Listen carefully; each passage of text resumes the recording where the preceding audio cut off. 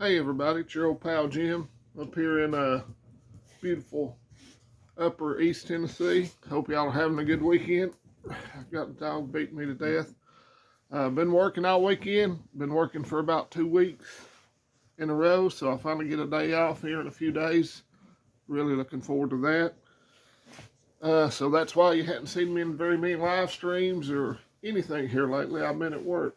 I thought about hauling a camper and putting it in the parking lot there at work, and it'd be a lot more convenient. Uh, you already saw Rosie. She wanted to get in on the action. She's about nuts. So I'm sure y'all have already seen this because you're smart people and you keep up with stuff because you have a preparedness mindset. But Syria fell last night.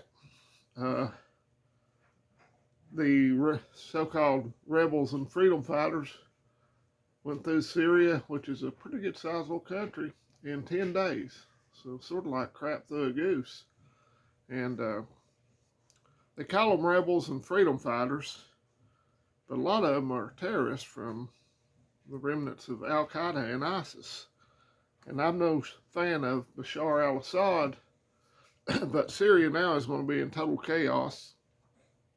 We backed a lot of these people, so it looks like we're in bed with terrorists, which Russia was in bed with al-Assad, so he wasn't no Boy Scout either. But it's just going to be a hotbed to train terrorists, and they don't like us very much. You remember when ISIS had the Islamic State, so we can look forward, I guess, to a lot of people being beheaded, Christians being persecuted, religious stuff being destroyed, historical stuff being destroyed. So, not saying it's not a good thing that al-Assad's gone, but it's not a good thing who's going to be in charge, it looks like. They've been saying that they're going to live in peace with everybody, but I don't know. And I've also heard that Syria may be split into about 3 different areas. The coastal areas might be controlled by Russia. The middle area, central area, will be controlled by the so-called rebels, freedom fighters, or as I like to call them, terrorists. And the eastern part will be some people that Iran's backing. So Syria has fallen. That group has ruled Syria, Bashar al-Assad and his father, for over 50 years. So hopefully this doesn't spin out of control. So Syria's fallen. Could Iran be next? Just lots of crazy stuff happening. I reckon al-Assad's in Russia, has been granted asylum there.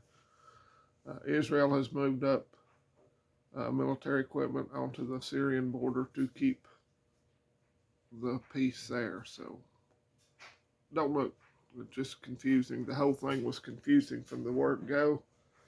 So what else this weekend?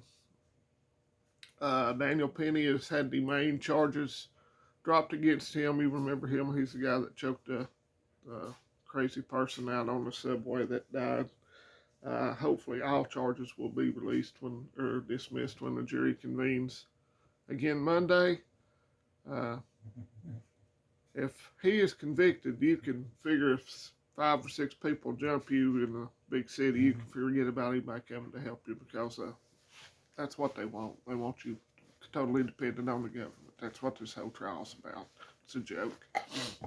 And New York Governor or Mayor Eric Adams is talking about rejoining the Republican Party. Once he didn't go along and play ball with the Biden regime's illegal immigrant invasion after Greg Abbott started busing them up to New York, and he spoke out against it. He got a lot of investigations against the mayor's office there in New York City. So either play ball or they'll lawfare their own. So I hope y'all have had a good weekend. I hadn't done a whole lot. I did celebrate my youngest's birthday yesterday.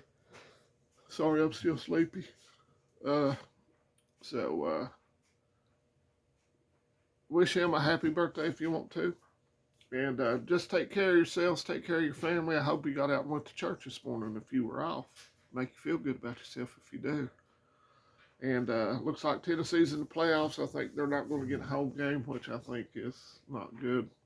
They'll probably rank Penn State ahead of them.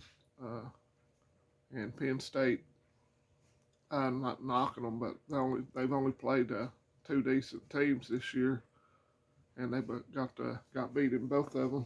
Same deal with Ohio State. So we shall see. Hopefully something will happen and they'll get to play a home game. Not like I could afford the tickets anyway, but it would be nice. So let's go Vols. Goodbye, Brandon. Bye-bye, loser. Oh, and did you see the pictures of where they opened the Notre Dame Cathedral in Paris yesterday? Jill Biden, look at the pictures, search them up of her and Trump sitting next to each other. Anyway, goodbye, Brandon. Goodbye, Kamala. Hello, Rosie. And don't be scared, y'all. Be prepared. I know times are tough. And also, let's not forget about the folks down in western North Carolina. They're still suffering tremendously. It's been bitterly cold here, and it's even colder over there in those mountains. So if you have the means, please donate some cash or something to those people, because it looks like the federal government still isn't doing anything for them. And I'll talk to y'all later. God bless you, and God bless America. See you, friends and neighbors.